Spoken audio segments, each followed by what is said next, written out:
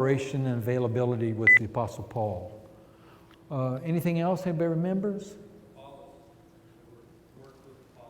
Yes, Apollos. That was a really big point. We'll talk about that tonight. Apollos was this highly educated man at any time and period. He was from Alexandria, which was probably the most famous educational center in the world at the time. Alexandria, named after Alexander the Great, and it was in the northern part of Egypt. And they boasted a library of over 500,000 books and scrolls and things. And it was the center. I don't know what you would compare it to today, but the center of education. So, and he was, pretty important guy. Anything else anybody can remember about Aquila and Priscilla?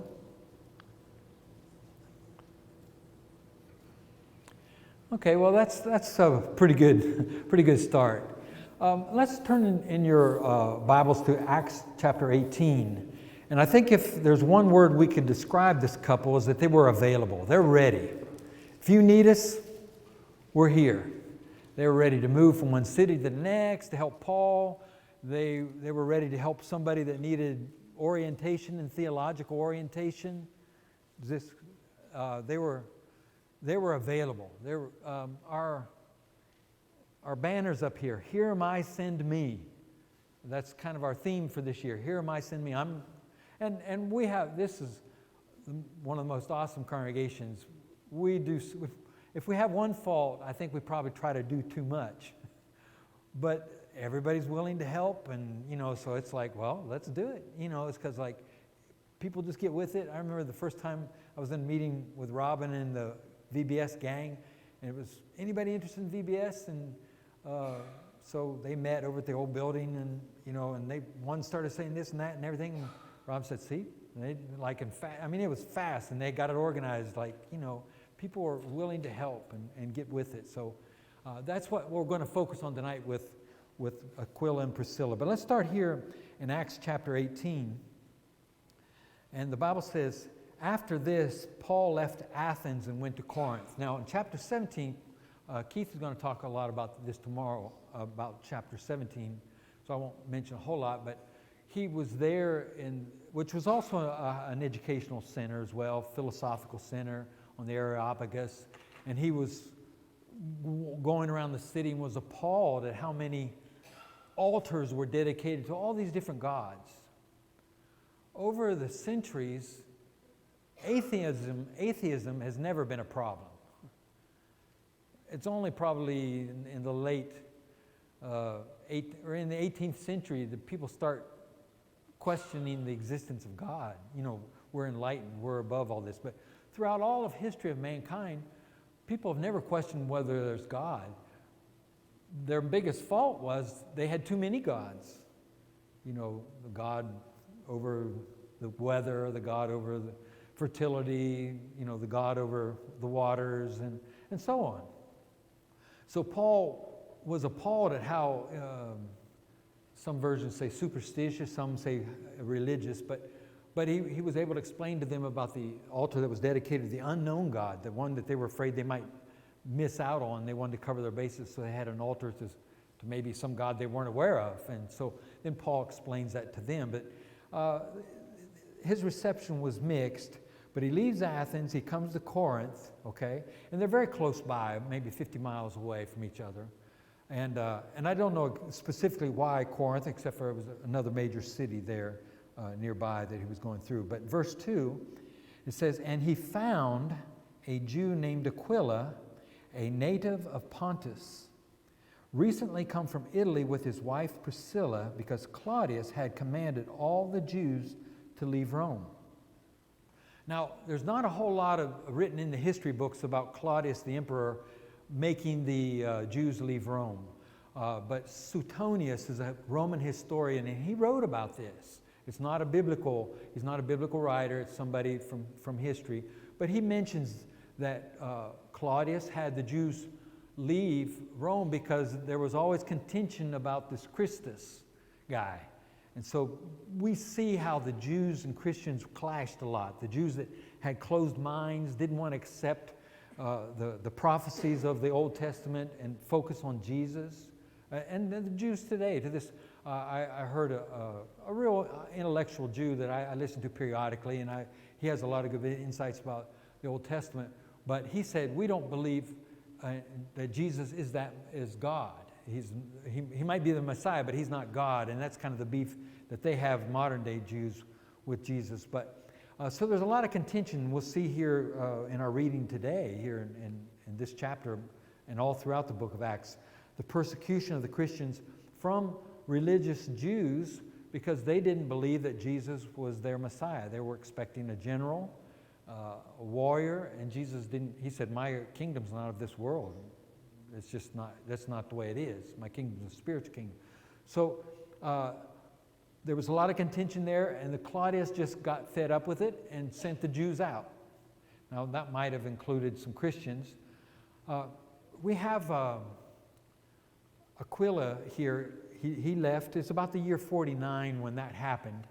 And one thing that Suetonius, when he describes this in his writings for the history of Rome, what it does is it helps verify or vindicate the veracity of the Scriptures, because Luke writes about it. It's not something he's making up. This really happened. The Jews got kicked out of Rome. Aquila was a Jew. We don't know exactly if his wife was. She probably was as well, Priscilla. But he's kicked out, and so they leave there, and they end up in Corinth. Now, Paul and Aquila and Priscilla, I have trouble with Aquila and Aquila, because in Portuguese it's Aquila, but anyway. So if I mix up the words here, Aquila. Paul and Aquila and Priscilla got together here, and it says in verse 2 that Paul found a Jew named Aquila, recently come from Italy. The word found, I'm not sure, and we'll never know. Was it by coincidence? Or was it God's providence that they hooked up? Now, we'll find out that they did, like Judy said, they had the same profession. They were tent makers, but maybe Paul was, needing to work. Obviously, he was needing to work, and he was up someplace where they sell the materials, and he ran across Aquila and Priscilla. But whether it was God's providence or just a coincidence, God used their encounter in a powerful way, in a wonderful way. I think about my life. Even before I was a Christian, I went to Brazil as an exchange student and lived with the Brazilian family for a year and learned not only the language but the culture and things. And I feel like that was God's providence in my life, preparing me for what I was going to come do later. Now, you can think, well, that's just hogwash or whatever, but I really believe, or at least he used that experience, okay? But Acts chapter 17, Paul was explaining to the Athenians, he says, talking about God, he says he determines the bounds of our habitation. So God has a hand in where we are and where we live. He's kind of, it's all beyond us. It's higher, his ways are higher than our ways. But I feel like God brought them together because certainly he used this precious couple to bless Paul, and we'll see more reasons why here. Okay, continuing here in verse 2, because Claudius had commanded all the Jews to leave Rome, and he went to see them. And because he was of the same trade, he stayed with them and worked, for they were tent makers by trade. Okay, already we can see that not only they could help out each other, but where was Paul going to live in Corinth? He needed a place to stay.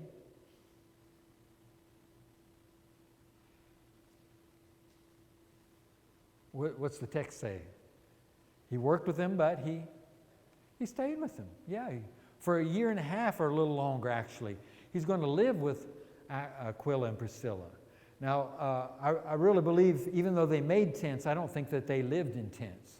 I think that they financially were successful. They may still have kept their franchise in Rome, started a new franchise in Corinth, I don't know, but they're probably pretty good at their work and pretty well off. And I say that because later on we'll read about the church meeting in their home in Ephesus and later back in Rome and stuff. So Maybe at Corinth they didn't really have a place, but they certainly did at Ephesus and back in Rome, because the Bible talks about the church meeting in their house, okay? So Paul's there working with them, and he's staying with them, and so it shows that they're available. They're ready. Hey, you need a place to stay? Stay with us. Very generous, very kind. Doesn't matter how wonderful your house guests are, it always throws a wrench in your daily routine. It just does. That's just the price of hospitality. You know how it is, okay? It doesn't matter how wonderful these people are, but it's a different situation. But they were ready, available, and opened their home up for Paul. Okay, verse 4. And he reasoned in the synagogue every Sabbath and tried to persuade Jews and Greeks. Okay, now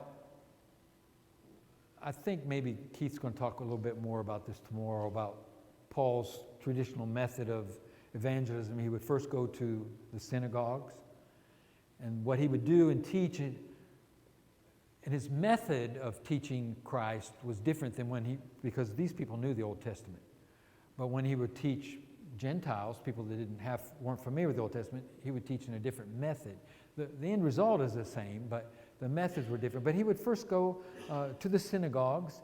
And in Romans chapter 10, beginning in verse 1, Paul says, he says, I'd give anything if my countrymen would be saved. He loved his people. Whether even today, whether you're a religious Jew or just a secular Jew, there's a difference, okay?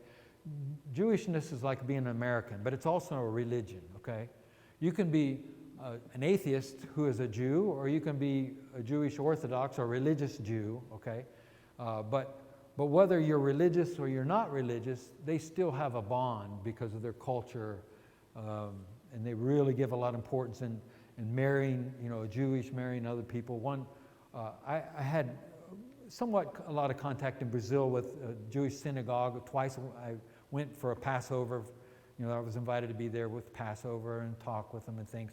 And some of the guys would say, yeah, our parents would offer us a new car if we, married a Jewish girl. They're really trying to keep them, the culture tied up together. And so first of all, he would always go into the city on the Sabbath, and he'd go to the synagogue and try to convince people. Here, there happened to be Greeks. Now, the Greeks didn't have to become Jews to be pleasing to God, but if they lived within a Jewish community, they had to respect their laws and whatnot. But we'll see that there are, for example, later on here, we'll see Titus Justus, a worshiper of God. Now, he's a Greek, he's not a Jew, but he obviously participated in the synagogue service on the Sabbath. So Paul reasoned in the synagogue every Sabbath and tried to persuade Jews and Greeks. Okay? Now, verse 5. When Silas and Timothy arrived from Macedonia, Paul was occupied with the word, testifying to the Jews that the Christ was Jesus. Okay, up until now, Paul's working during the week, making tents, supporting himself. Later on, you can read, for example, in 2 Corinthians chapter 11, verses 7 through 15, where he talks, and then in chapter 9, 11, 12 as well, he talks about how he didn't receive anything from the church in Corinth. He didn't want to be a weight on anybody, and he didn't want anybody to think that he was there for money's sake. So he's out there working, supporting himself. Now Timothy and Silas show up from Macedonia, Philippi, and if you'll remember, Paul thanks the church of Philippi for being, he said, basically, you're my sole supporter. And they on several occasions, they send him financial support to help him in his ministry. And he talks about that in chapter 4 as well of Philippians. But so until then, he's working with his own hands, and he's supporting himself. And as a matter of fact, Paul in the book of Ephesians, remember he said, if those people used to steal, don't steal anymore, but work with your hands so that you have something to give to those who are in need. So Paul had a really good work ethic. But after he received financial support, he was able to be supported to preach full time there in Corinth. Okay. Now, I won't go into a whole lot of detail about this, but I did mission work in Brazil for 32 years, and I've been going back and forth for 10, and studied for 2 years of missions, Masters of Missions, and university level. And so I have a little bit of experience in some study. And I'm not saying that to brag, but I'm just saying that it's more complicated than we sometimes realize. Just think, well, just send some money overseas and that'll be our mission work. But it's a lot more complicated. And like I said, I don't want to get into a whole lot of things about that, but it's good for missionaries or local evangelists to have an occupation as well as preaching. There's very few churches overseas that can afford to pay a full-time evangelist. And so if they have an occupation, then if they can't be supported, they can support themselves and still preach as much as they're able to, okay? We have 4 leadership training schools in Brazil, national, different parts of the country. There's one out west that's really neat, and it's supported by a church in Texas. But they pay for support a person to go through the leadership training school. There, it's a 2-year training school, and then they continue to support them to go to college. Now you kind of like, what? But college there is a lot less expensive than. Probably it's not as expensive as the books for a student here. It's not that much, but for them it's a big expense. And so they'll go through the leadership training school and study Bible intensively for 2 years, and then they can get their college degree. They're paid for, and then they'll be self-supporting, but they'll have that Bible training, and they can preach and teach. It's for men and women because you have preachers' wives and Bible school teachers and everything. On the 30th of this month, there's going to be a young lady visiting Becky and I, and she went through that school. Today she's a lawyer, and she helps with the children's home and everything, but and also a great Bible teacher and things. But she was able to go. She did the 2-year training in the Bible school there, and then finished her degree in law and stuff. So it's a really neat thing, and it's a way of kind of finding something that works in other cultures. In the United States, we don't know how to have a church without a paid full-time minister. And that's a luxury in most places around the world, outside of the United States. So it's just a something, and we could spend the whole time talking about that. But I just wanted you to see that in the Bible, it authorizes us to support missionaries, but it's also good for them to have a professional as well. And also sometimes too, because even though you may not be practicing, I think of Brad Harrod, for example. He has a medical degree. So he could be doing other things rather than preaching, but he's chosen to preach. We support Alex in Brazil, Alex Giroto, but he could be a professional soccer player for a long time, but he's chosen to preach and things. So anyway, that's just something I wanted to share with you all here. Okay, verse 6. And when they opposed and reviled him, he shook his garments and said to them, talking to the Jews that weren't going to accept Jesus as the Christ, okay? And he said to them, your blood be on your own heads. I am innocent. From now on, I will go to the Gentiles. Now, Jesus said, when you go someplace and you're rejected, don't throw your pearls before pigs. He's told the apostles to, shake the dust off their feet and move on. Now, he's not saying here he's never going to go to teach Jews again, because every city he goes to the synagogue first, tries to teach them, and then he goes to the Gentiles. Paul was chosen to be apostle to the Gentiles, but he still wants his countrymen to be saved, okay? Verse 7, and he left there and went to the house of a man, Titius Justus, a worshiper of God. Okay, now he's not a Jew. He's a Gentile, but he's a worshiper of God, sort of like Cornelius. There's lots of God-fearing people. They're still under the patriarchal law and system and accepted before God. His house was next door to the synagogue. Crispus, the ruler of the synagogue, believed in the Lord together with his entire household. And many of the Corinthians, hearing Paul, believed and were baptized. Okay? You see that if they believe, why wouldn't they be baptized? That's a result of their faith. We're saved by grace through faith, but faith includes repentance, being born again, confession, baptism, and living faithfully. Okay? So they heard the word, they believed, and certainly were united with Christ in baptism. Verse 9.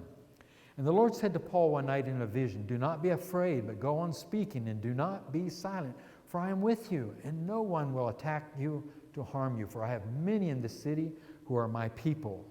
So that's pretty neat promise that God's given him. Don't be afraid. You know, he's had all this animosity, all this blowback from the Jewish people, but God says, you know, I'm with you, and I've got people to support you.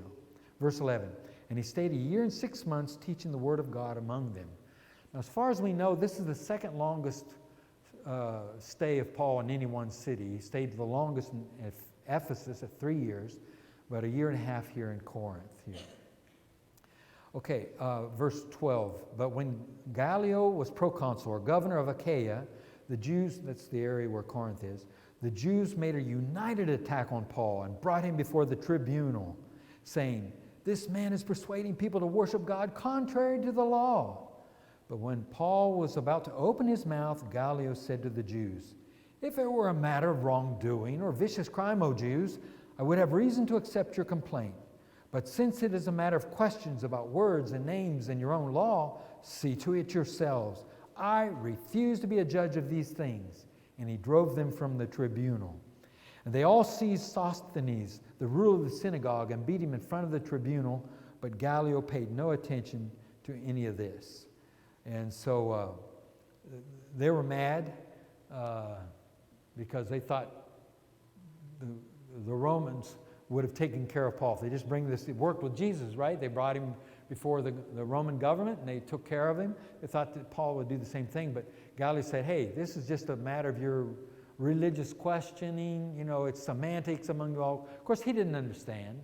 He didn't understand the difference between Judaism and Christianity, and that actually Christianity is a fulfillment of the Jewish faith. It's not against the Jewish faith, it's a fulfillment.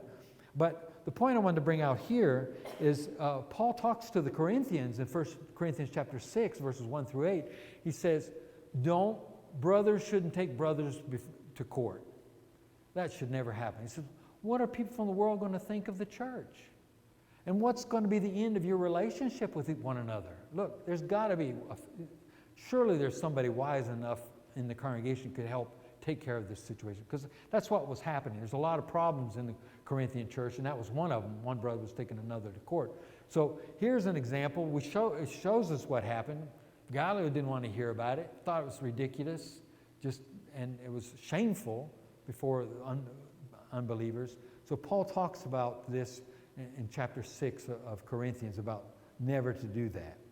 Okay, time-wise, I've got a few more minutes here for our break. Verse 18. After this, Paul stayed many days longer and then took leave of the brothers and set sail for Syria, with him Priscilla and Aquila. At Cenchrea, he had his hair cut, for he was under a vow. And that's show that he fulfilled his vow is what it is. We don't know what vow he'd taken. Was it a temporary Nazirite vow? We don't know what it was, but it's just put in there, possibly to show us that he respected Jewish customs and culture. As a Christian, you wouldn't have to do that, but under the Old Testament, just because, for example, I've mentioned this before, but if I were going to do mission work in Israel and wanted to be a good missionary, I wouldn't eat at McDonald's. You say, why not? What's wrong with McDonald's? It's American. And I think, well, the religious Jewish people don't mix milk products with meat products in the same meal. It's an anathema to them, okay? The Old Testament says don't cook the mother in the calf and the mother's milk. So they don't do that. So even though there's nothing wrong with that, as a Christian, we could eat McDonald's, and I do here. But in Israel, if I wanted to be a good missionary, I'm not going to do that because it'll be unnecessary stumbling block. So you'll see where Paul does a lot of things. And in Acts chapter 15, there was a resolution there, a conference, and about their asking the brethren there in Antioch to respect the Jewish community there, and there were certain customs that they asked them to respect. So that's the only reason I can think of that why Luke leaves this part in here, that he had taken a vow and he finished it had his hair cut. Verse 19. And they came to Ephesus, and he left them there, but he himself went into the synagogue and reasoned with the Jews. Okay, there he goes. In Ephesus, a new city, goes straight to the synagogue. When they asked him to stay for a longer period, he declined, but on taking leave of them, he said, I will return to you if God wills. And he set his sail from Ephesus. Now, he's headed back to Antioch, but he leaves Aquila and Priscilla there in Ephesus. Verse 22. When he had landed at Caesarea, he went up and greeted the church, then went down to Antioch. After spending some time there, he departed and went from one place to the next through the region of Galatia and Phrygia, strengthening all the disciples. Okay? So Paul went on mission. He went on what we call 3 missionary journeys, but part of his missionary journeys were going back through those congregations and strengthening those young Christians. It wasn't that they weren't taught the truth, they weren't Christians, but they needed encouragement. And it's so important. And, you know, here in the States, it's just, we just take everything for granted, I think. But you go to these places and people are so appreciative. I know when we were there in Brazil, and every 2 years we would come back to the States. But the year that we didn't come back, the Henderson Church would send an elder and his wife, and maybe the minister and his wife or something. And the Brazilians, they just were so enthralled and just so appreciative, that we thought of them and that we considered them that important. And just, we think, well, they can take care of it, but we all need a shot in the arm, And so that's really important. I'll be going, the Lord willing, next month back to Brazil. We're going to a different state. I'm going to Rio, 2 different cities in Rio de Janeiro. One congregation about there's wanting to install new elders, and so I'm going to be teaching on eldership. And the other one is a new church that's getting started in another city there in Rio. So ask me to be praying for me in that. And also spend one Sunday in Belo Horizonte as well. But okay, let's stop there and come back here at 7:15. Does that work? Go get some coffee.